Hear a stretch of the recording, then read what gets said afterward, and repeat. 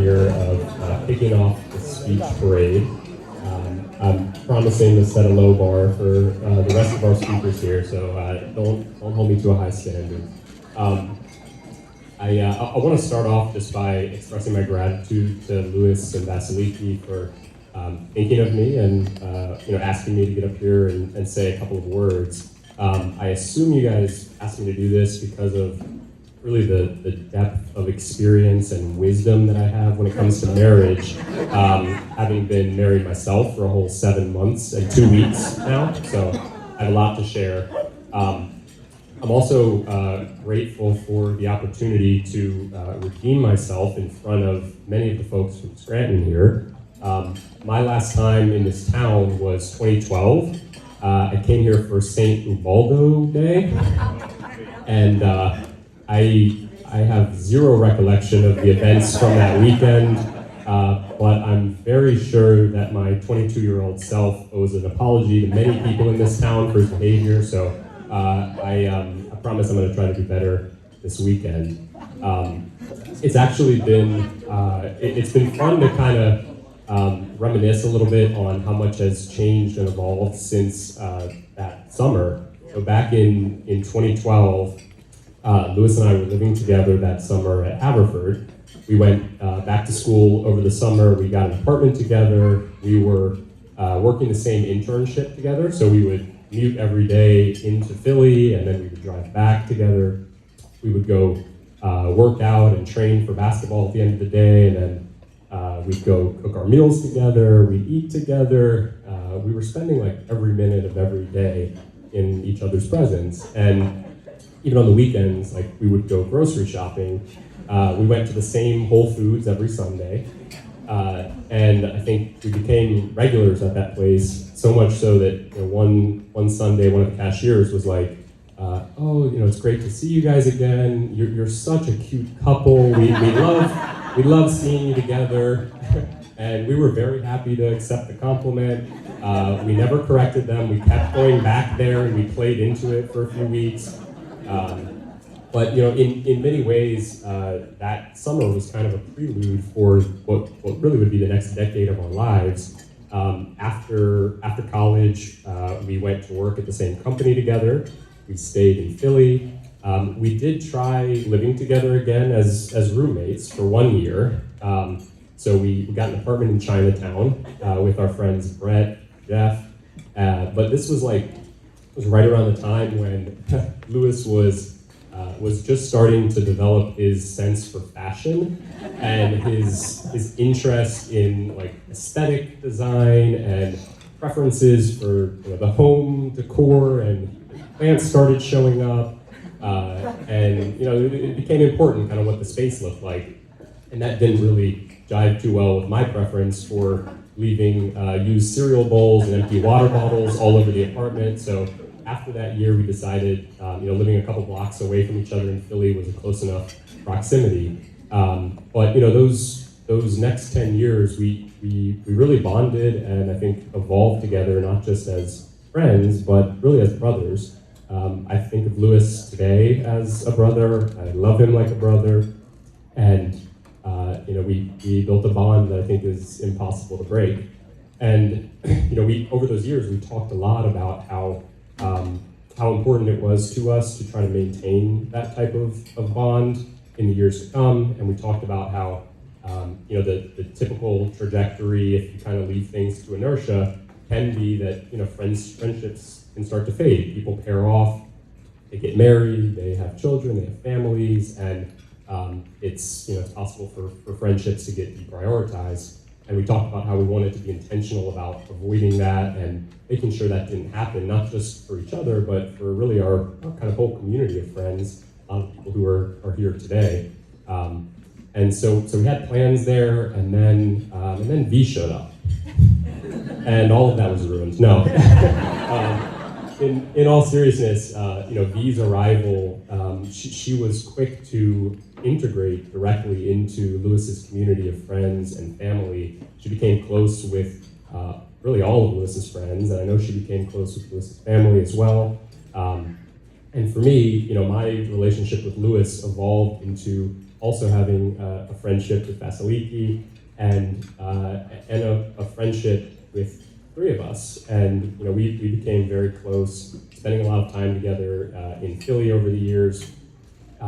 So much so that the running joke Lewis and I had previously had about us potentially being a couple, that evolved, and instead it became a joke about the three of us being a throuple. And we actually we ended up with corny kind of nicknames for each other. This was, I think, my fault at the end of the day, but I had gotten wind of the fact that these two were using a pet name for each other. They were calling each other Booba, and they'd be like, "Oh, Booba this and Booba that," and like I thought it was kind of cringeworthy, and I wanted to make fun of them, and so I intentionally mispronounced it as Bobo, and I was like, "Oh, we got Bobo number 1 and Bobo number 2 here," and somehow it totally backfired. They anointed me the third Bobo, and so I couldn't escape it. But as the third Bobo, I really had a unique window into your relationship and the evolution of your relationship over the years. I remember, I think 7 years ago when you first met. You guys had matched on Bumble, and you went on your first date at Mission. And I remember debriefing with Lewis the next day and hearing the excitement he had, and he talked about how he had met this beautiful, smart Greek girl, and they had stayed at the restaurant and shut it down. They stayed till closing, and he was super excited, and he felt like there was a special bond there and potential for something unique.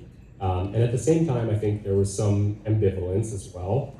He was, a newly single 26-year-old who I don't think was expecting to meet his future wife that night. And I think for Vasiliki, there was probably some ambivalence as well at that time. She is an extremely motivated and ambitious person who was starting her career, right, as an aspiring doctor. And I think, it was difficult to figure out the balance for how to put that together with this budding relationship.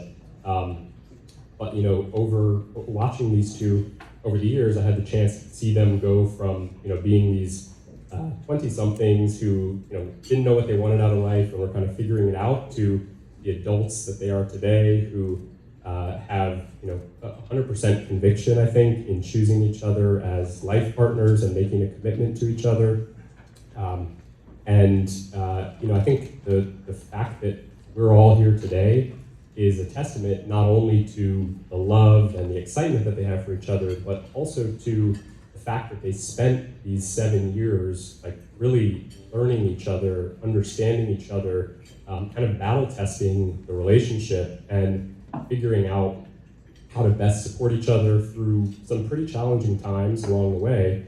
But I think they came out of that time and time again with the takeaway that they couldn't imagine a future without the other one as their life partner. And I think there's something beautiful in that. They have continued to choose each other time and time again, including in front of all of their friends at one wedding, after another wedding, after another wedding.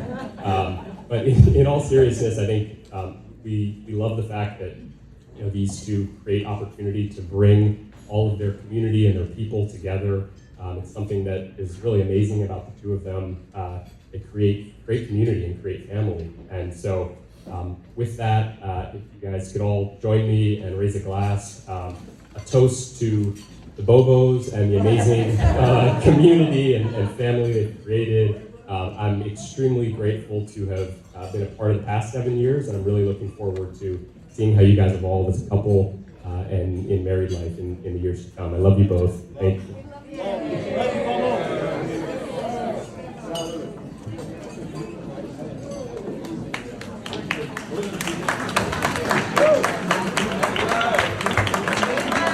And please keep that applause going for Vasiliki's good friend Sarah.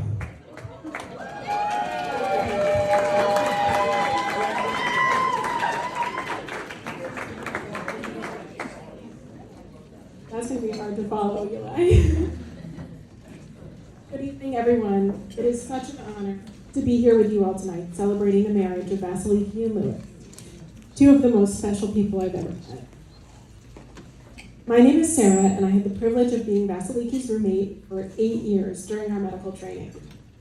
When we first decided to live together after the Penn Admitted Students Weekend, I had no idea how lucky I was that this woman was walking into my life.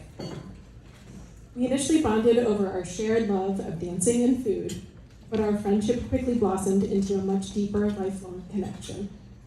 There were the all-nighters spent studying for our medical school exams, the theme parties we hosted for our classmates, and the days spent scrubbing our apartment floors after said parties. There were the cherished weekends we spent dancing our way through Philly, Atlantic City, Miami, San Juan, and Cartagena. And there was that fateful day I caused a massive flood in our apartment that took literally months to fix, and somehow Vasiliki never made me feel bad about it.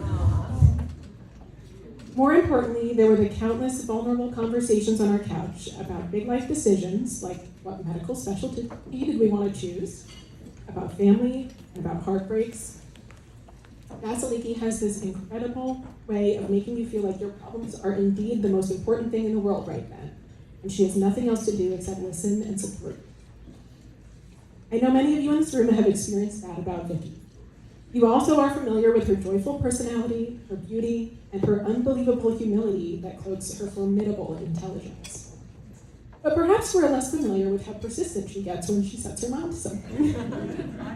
For example, on one of our trips to South America, she insisted on trying a new type of fruit every single day, and we could not start our activities until she had found the perfect one and given it a full review.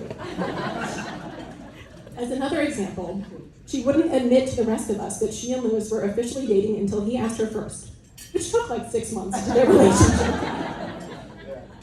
I must say, it was rather bittersweet when I realized I would have to share my beloved roommate with this dapper young gentleman.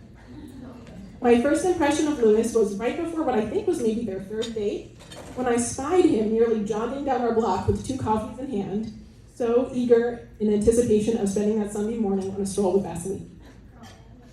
I thought that seemed like a promising start. A few months later, I discovered that Louis had already learned more Greek words than I had after living with Vasiliki for years. And I thought, he must be serious about her. After they came back from a very romantic trip to Tulum, clearly on the same wavelength with each other, I knew my days as the roommate were numbered. I did double-check the Pennsylvania state website just to see if he and I could be considered common law married after so many years of living together. But unfortunately, it turns out they got rid of that in 2005. Louis, I don't think I was alone back in 2017 thinking that no man our age would be good enough to date, let alone marry Vasiliki. But I have to admit, you won us all over pretty fast. What I love about you, Louis, is that you know what's important. Family, friendship, and men's fashion. But in seriousness, your positive regard for other human beings, your intellectual curiosity, and your loving, loyal nature make you such a beautiful match for Vasiliki. You both proudly represent your families and your heritages, and you make everyone around you feel important and at ease. It's easy to see how you complement each other and have grown over the course of your relationship. I'm so excited to watch you continue to grow and love each other in this next chapter of marriage. Louis, Edie, and Grandma Francie, I'm so sorry Grandpa couldn't be with us in person tonight for this special day. We are all holding him in our hearts tonight, and I know that the future you build together will be the most incredible way on. Angie and Lazo, I can only imagine how proud you are of all that Vasiliki has accomplished, both in starting her career as an airway specialist and in starting her future tonight with Louis. I just want to share one more quick story with you. When I told some folks around the hospital that I would be going to Vasiliki's wedding today, the reactions were incredible. She is known by residents and nurse practitioners from all the specialties, all of whom said to me, "Oh my God, I love her." People immediately started regaling me with stories of how Vasiliki had gotten them through one terrifying airway crisis or another with a smile on the whole time. And let me tell you, as someone who also spends an ungodly amount of time in the hospital, it is really, really hard to make that good of an impression on the other people you work with. So everyone, please let's raise our glasses to these two amazing people, Vasiliki and Louis. I wish you both many, many years of health and happiness together. I love you so much. Cheers.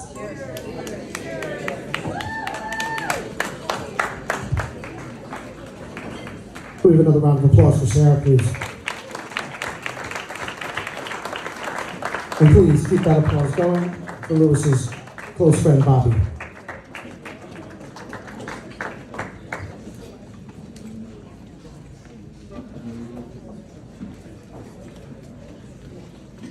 Well, now I know why you asked me to speak after going after these two, because I am a clown. It makes perfect sense. I get it now. So thank you, first of all, for allowing me to speak and to be myself. I know you didn't give me that freedom, but I'm going to do it. So for those of you who do not know me, my name is Bobby.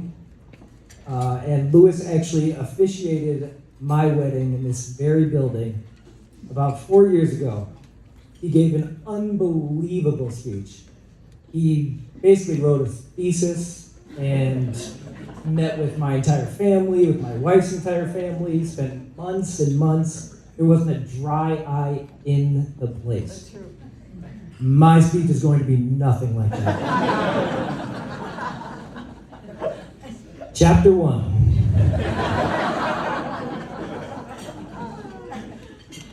So I've had the honor of being one of Lewis's best friends since high school. But our journey started long before that. Lewis and I first met, like I'm sure 99% of you, through basketball. We played each other in 7th and 8th grade constantly. We had countless battles. We played box and one against St. Mary's, Lewis's school. And my job was to face guard Lewis the entire game. He always came out on top. Except for one game, which was the most important game. Ended his middle school career.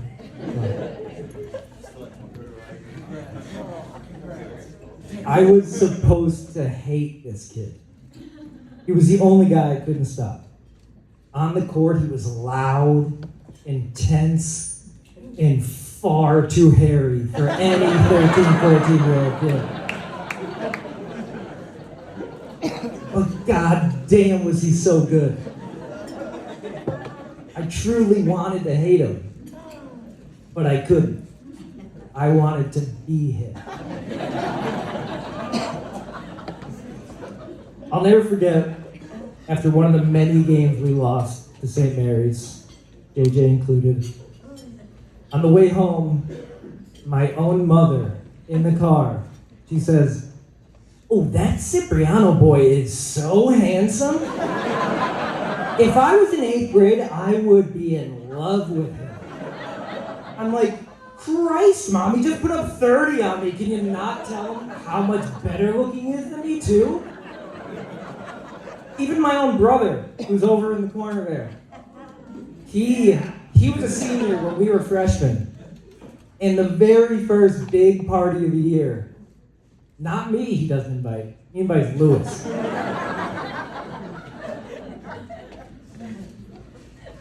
Even in high school, once we got together, I was like, all right, well, he's better at basketball than me, he's better looking, I have to be smarter than him. Anyone that spends that much time to get so good at one aspect of something cannot also be smart. Once again, he proved me wrong. The kid is one of the smartest people I've ever met. As I got to know Lewis, he kept proving me wrong. Not only is he smart, he's extremely humble.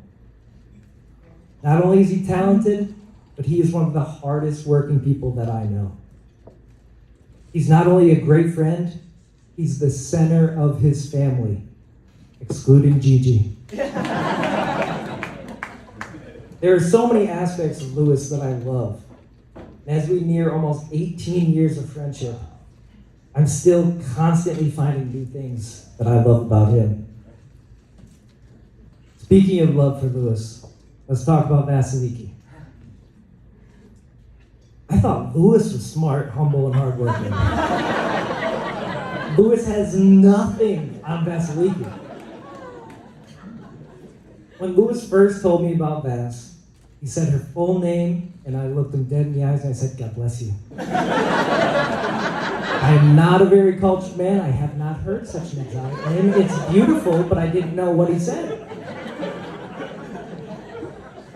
To be perfectly honest with you, I don't think I know how to pronounce your last name right now.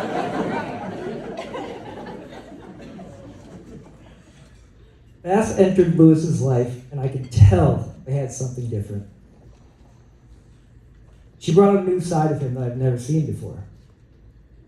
She fit right into our friend group, and even though I was hesitant to love V, because she not only stole my man and Eli's, but she also had my dream job. I always wanted to be a doctor, until I realized you had to have brains.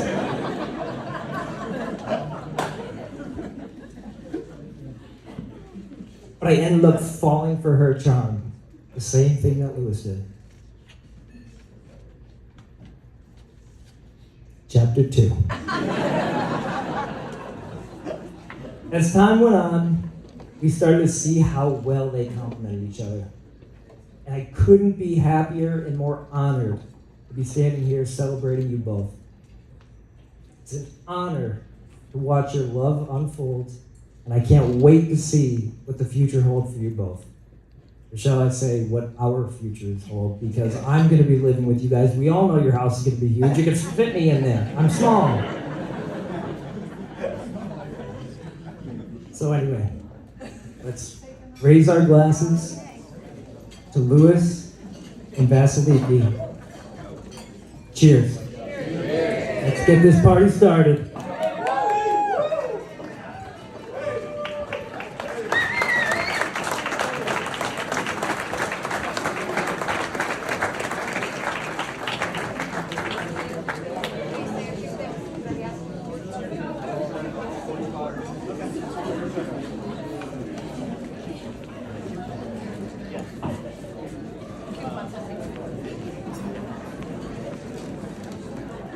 And now can we please have a round of applause for Q?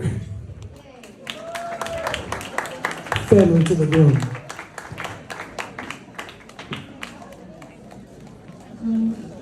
Thank you. Thank you for the opportunity to speak. I'm Rob Makenberg. Lewis and his family know me by my longtime nickname of Cute. I'm married to Phil Totaro, who's a first cousin of Nid's wife, Donna. On this auspicious occasion, I'm reminded of some words that resonated with me so deeply when I first heard them 3 decades ago that I wrote them down. It is said that every once in a while, life is eloquent. When past memories, present moments, and lasting friendships revel together briefly. This is one of those moments, and will long be cherished. Let me now speak to the bride. Although today is my first time meeting you, the fact that Lewis wishes to spend his life with you is a statement that, in and of itself, speaks volumes about you.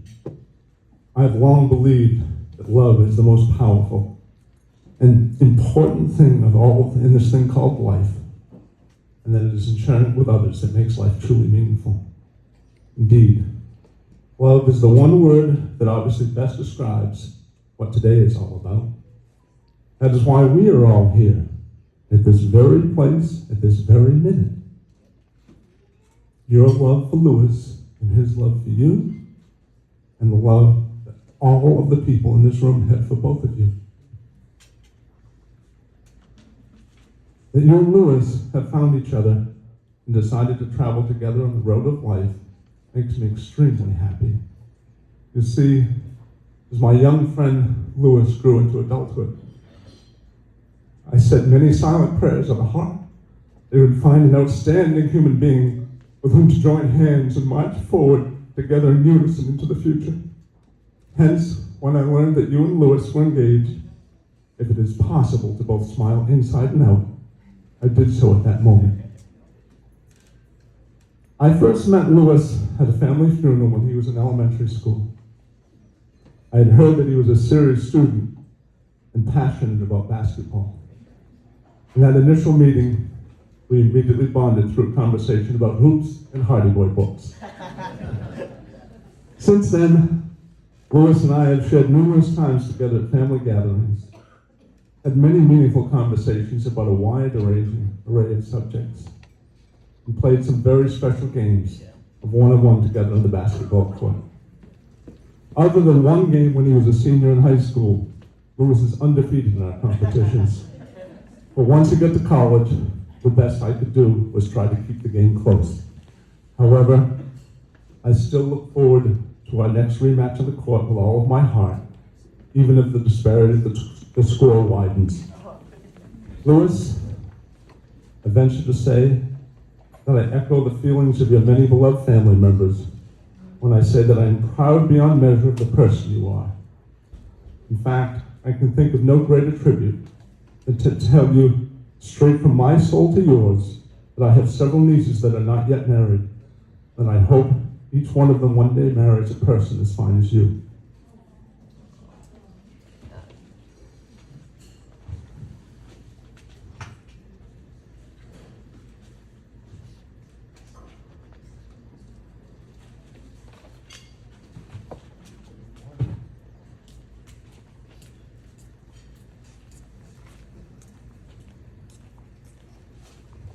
As the two of you proceed forward as a married couple, I would offer the following litmus test for life suggested by the noted investor and philanthropist Warren Buffett.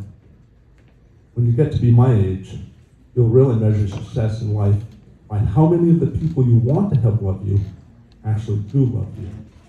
That's the ultimate test of how you've lived your life. Mr. Buffett's words highlight what is happening right now at this very moment in your lives. No matter what future professional heights you may scale, or personal accomplishments that each of you might achieve, all the individuals assembled here to honor and celebrate you represent the very pinnacle of success, to be loved by so many. Ray Bolger, the scarecrow in The Wizard of Oz once said, "A home isn't just a place or abode. It's people who you love and who love you." Well, I imagine today that the two of you must feel very much at home. And like the movie says, there's no place like home. And that is because, to paraphrase a verse that is very special to me, part of you will always be us, and part of us will always be you. Congratulations.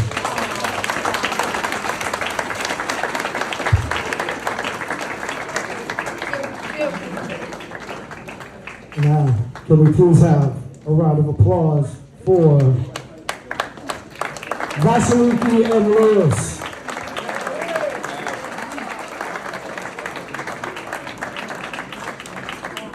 Hello, everyone.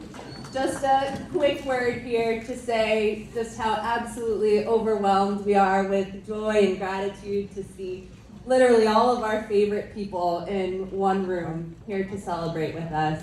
We have people who have traveled from near and far, who have surmounted obstacles to get here today, as I just found out. And we are just so thrilled that you could all make it here to celebrate with us and us to celebrate with you. The last time that a lot of us were together in one room, I said this, and it rings even more true today. If my grandpa were here, and I think he is, I feel him. Yes. But if he could speak, if he had a mic, exactly what he would do, he would look around, and he would just look at all the people, and he would say it softly and like with this look of awe. He would say, "It doesn't get any better than this." Simple as that. I can't think of a better group of people, closer group of people to share this day with, to share any day with. Every single one of you here has made our lives feel safe, feel loving. We make us feel supported and confident. And you flat out make our lives fun. You guys are the best. This is the best day of our lives, and we couldn't thank you more. We love all of you. So, ladies grab a drink. But let's get this party started. Raise a glass and toast to all of you. You all deserve a toast.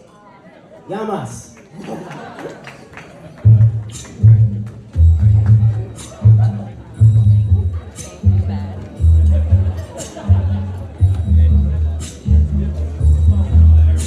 Can we have another round of applause for the bride and groom, please?